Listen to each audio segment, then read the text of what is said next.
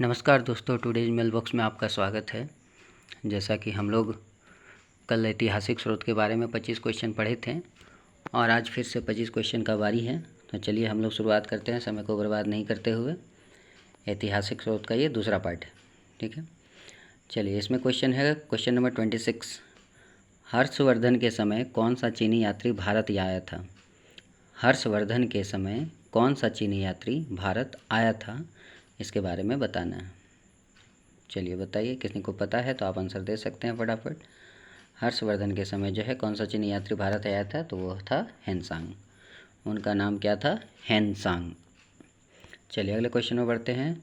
9वीं सदी में भारत आए अरब यात्री सुलेमान। देखिए, ये जो सुलेमान है आपका कहाँ का यात्री था? अरब का यात्री था। सुलेमान कहाँ का यात्री था? अरब का यात्री था। तो बताना है कि 9वीं सदी में भारत आए अरब यात्री सुलेमान ने किस साम्राज्य को रुहमा कहकर संबोधित किया था? 9वीं सदी में भारत आए 9वीं सदी में भारत आए अरब यात्री सुलेमान ने किस साम्राज्य को रुहमा कहकर संबोधित किया था? चलिए, इसका आंसर हम लोग जानते हैं। तो इसका आंसर है दोस्तों पाल। इसका आंसर क्या है? पाल। चलिए अगले क्वेश्चन में आते हैं। 28 नंबर क्वेश्चन। अल बरूनी किसके शासनकाल में इतिहासकार था? अल बरूनी किसके शासनकाल में इतिहासकार था? तो इसका आंसर हो गया आपका महमूद गजनवी। अल बरूनी जो है किसके शासनकाल में इतिहासकार था? तो वह था महमूद गजनवी के शासनकाल में। अगला क्वेश्चन है, यात्री इब्न बतूता कहाँ से आया था? यात्री इब्न बतूता कहाँ से आया था? चलिए, जिन किन्हीं को पता है तो आप यहाँ कमेंट सेक्शन में बता सकते हैं कि यात्री इब्न बतूता कहाँ से आया था। चलिए, इसका आंसर है मोरक्को। मोरक्को जो है अफ्रीकी कंट्री है एक, जिसका नाम है मोरक्को। अफ्रीकी कंट्री मोरक्को, और यहीं का रहने वाला था यात्री इब्न बतूता, ठीक है। चलिए अगला क्वेश्चन में आते हैं। दक्षिण अफ्रीकी यात्री इब्न बतूता, देखिए यहाँ पर लिख भी दिया गया है, दक्षिण अफ्रीका का यात्री था इब्न बतूता, जो कि मोरक्को का रहने वाला था। दक्षिण अफ्रीकी यात्री इब्न बतूता किसके शासनकाल में भारत आया था? दक्षिण अफ्रीकी यात्री इब्न बतूता किसके शासनकाल में भारत आया था? तो इसका आंसर है आपका मोहम्मद बिन तुगलक। इसका आंसर क्या है? मोहम्मद बिन तुगलक। चलिए अगले क्वेश्चन में बढ़ते हैं। फारस के सुल्तान मिर्ज़ा शाहरुख के राजदूत अब्दुल रज्जाक ने किस विजयनगर साम्राज्य के शासनकाल में विजयनगर की यात्रा की थी? फारस के सुल्तान मिर्ज़ा शाहरुख, फारस के सुल्तान का क्या नाम था? मिर्ज़ा शाहरुख, और उसी के एक राजदूत थे जिसका नाम है अब्दुल रज्जाक। और इसने जो है किस विजयनगर सम्राट के शासनकाल में विजयनगर की यात्रा की थी, तो ये बताना है। तो इसका आंसर आपका आंसर है दोस्तों देवराय द्वितीय। देवराय द्वितीय के शासनकाल में ये भारत आया था।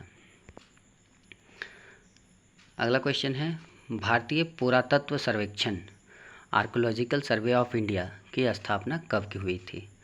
भारतीय पुरातत्व सर्वेक्षण आर्कियोलॉजिकल सर्वे ऑफ इंडिया की स्थापना कब हुई थी? तो इसका आंसर है दोस्तों 1861 में, 1861 ईस्वी में इसकी स्थापना की गई थी। अगला क्वेश्चन है, भारतीय पुरातत्व का जनक the father of Indian archaeology किसे कहा जाता है? तो इसका आंसर है अलेक्जेंडर कनिंघम। अगला क्वेश्चन है, निम्नलिखित विद्वानों में हड़प्पा सभ्यता का सर्वप्रथम खोजकर्ता कौन था? निम्नलिखित विद्वानों में हड़प्पा सभ्यता का सर्वप्रथम खोजकर्ता कौन था? यानी कि हड़प्पा की खोज किसने की थी, ये आपको बताना है। नॉर्मल से क्वेश्चन में है, हड़प्पा की खोज किसने की थी? तो इसका आंसर हो जाएगा दयाराम साहनी ने। दयाराम साहनी के द्वारा हड़प्पा सभ्यता की खोज की थी।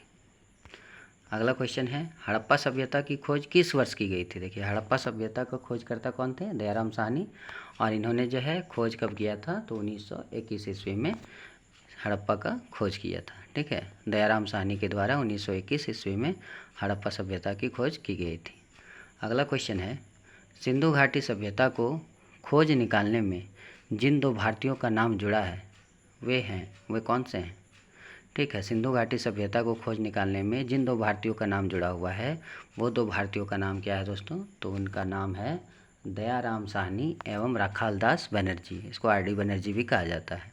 आर डी बनर्जी शॉर्ट में कहते हैं इनको, दयाराम साहनी और राखालदास बनर्जी। आपको पता होना चाहिए कि राखालदास बनर्जी जो है इन्होंने मोहनजोदाड़ो की खोज की थी और दयाराम साहनी ने हड़प्पा की खोज की थी। अलग अलग इन दोनों का नाम उसमें आता है। चलिए अगला क्वेश्चन है, हड़प्पा एवं मोहनजोदाड़ो की पुरातात्विक खुदाई के प्रभारी कौन थे? मतलब कि कौन थे प्रभारी जिसके देख रेख में मोहनजोदाड़ो और हड़प्पा की खुदाई की गई थी या तो खोज की गई थी? तो उसका आंसर है sir John Marshall. Sir John Marshall के प्रभारी थे। सर जॉन मार्शल जो प्रभारी थे और इसी के देख रेख में हड़प्पा की खोज की गई थी दयाराम साहनी के द्वारा और मोहनजोदाड़ो की खोज की गई थी राखालदास बनर्जी के द्वारा। ठीक है। चलिए अगला क्वेश्चन है, न्यूमिस्मेटिक्स। न्यूमिस्मेटिक्स क्या है? ये तो बहुत बार आप लोगों ने नॉर्मल जनरल कंपटीशन में जब तैयारी किया होगा तो वहाँ पर आपको ये क्वेश्चन मिली होगी। ठीक है। न्यूमिस्मेटिक्स क्या है? तो सिक्कों व धातुओं का जो अध्ययन है, सिक्कों और धातुओं का जो अध्ययन है उसको न्यूमिस्मेटिक्स कहा जाता है। अगला क्वेश्चन है, एशिया माइनर स्थित बोगाजकोई। एशिया माइनर स्थित बोगाजकोई का महत्व इसलिए है कि, मतलब बताना है आपको कि बोगाजकोई जो कि एशिया माइनर का एक जगह है वो किस लिए फेमस है, उसका महत्व क्या है? तो इसका आंसर है ऑप्शन नंबर 1। वहाँ से जो अभिलेख प्राप्त हुए हैं उनमें 4 वैदिक देवताओं इंद्र, वरुण, मित्र व नासत्य का उल्लेख मिलता है। इसलिए जो है एशिया माइनर स्थित बोगाजकोई महत्व है, इसलिए उसका बहुत ज़्यादा महत्व है। ठीक है। इसका आंसर क्या हो गया? Option number 1। अशोक के शिलालेखों को पढ़ने वाला प्रथम अंग्रेज कौन है? अशोक के शिलालेखों को पढ़ने वाला प्रथम अंग्रेज जो था वो कौन था? बहुत ही इजी क्वेश्चन है, जेम्स प्रिंसेप। अगला क्वेश्चन है, अशोक के अधिकांश अभिलेख किस भाषा व लिपि में हैं? अधिकांश जो अभिलेख है अशोक का वह किस भाषा में है और किस लिपि में है, ये आपको बताना है। बहुत ही आसान क्वेश्चन है ये भी। प्राकृत भाषा में है और ब्राह्मणी लिपि में है। प्राकृत भाषा और ब्राह्मणी लिपि में अशोक का अधिकांश अभिलेख लिखा हुआ है। चलिए अगला क्वेश्चन है, कहाँ से अशोक के द्विभाषाई ग्रीक एवं आर्माइक, द्विभाषाई कौन कौन सा था? ग्रीक एवं आर्माइक अभिलेख प्राप्त हुए हैं? कहाँ से अशोक के द्विभाषाई ग्रीक एवं आर्माइक अभिलेख प्राप्त हुए हैं? चलिए इसका आंसर बताइए दोस्तों। इसका आंसर है ऑप्शन नंबर 1, सर ए कुना, जो कि कंधार में है, सर ए कुना। अगला क्वेश्चन है, अशोक ने मनसेहरा एवं शहबाजगढ़ी से प्राप्त शिलालेखों में किस लिपि का प्रयोग किया गया है? अशोक के मनसेहरा और शहबाजगढ़ी से प्राप्त शिलालेखों में किस लिपि का प्रयोग किया गया है? चलिए इसका आंसर बताइए आप लोग। इसका आंसर क्या है? खरोष्टी लिपि। इसका आंसर क्या है? खरोष्टी। प्राचीन भारत में कौन सी एक लिपि दाईं से बाईं ओर लिखी जाती थी? 44 नंबर क्वेश्चन में आपको बताना है कि प्राचीन भारत में कौन सी एक लिपि थी जो दाईं से बाईं ओर लिखी जाती थी? तो इसका आंसर है खरोष्टी लिपि। खरोष्टी लिपि जो है दाईं से बाईं ओर लिखी जाती है। अगला क्वेश्चन है 45, हेलियोडोरस का बेस नगर अभिलेख संदर्भित है। हेलियोडोरस का बेस नगर अभिलेख संदर्भित है, किससे संदर्भित है ये आपको बताना है। किससे संदर्भित है? तो इसका आंसर हो जाएगा केवल वासुदेव से। किससे है? केवल वासुदेव से।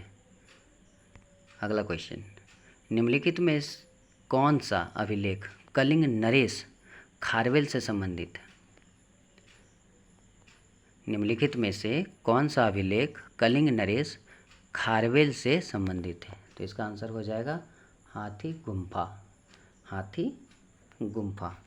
चलिए अगला क्वेश्चन में बढ़ते हैं 47, सर्वप्रथम भारत में विशुद्ध संस्कृत भाषा में लंबा अभिलेख किस राजा द्वारा जारी किया गया? सर्वप्रथम भारत में विशुद्ध संस्कृत भाषा में लंबा अभिलेख किस राजा द्वारा जारी किया गया? तो इसका आंसर बताइए आप लोगों को क्या है? तो इसका आंसर हो जाएगा रुद्रदमन द्वारा। क्षत्रप रुद्रदमन द्वारा। इसका जो है शॉर्ट नाम याद रखिएगा, हर एक जगह पर रुद्रदमन लिखा हुआ रहता है। ठीक है, चलिए अगला क्वेश्चन है, काव्य शैली का प्राचीनतम नमूना किसके अभिलेख में मिलता है?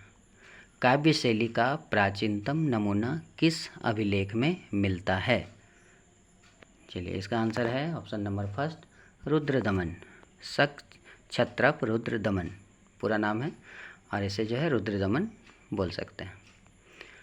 लास्ट क्वेश्चन है, निम्नलिखित में से किस अभिलेख में चंद्रगुप्त मौर्य और अशोक दोनों का उल्लेख किया गया है?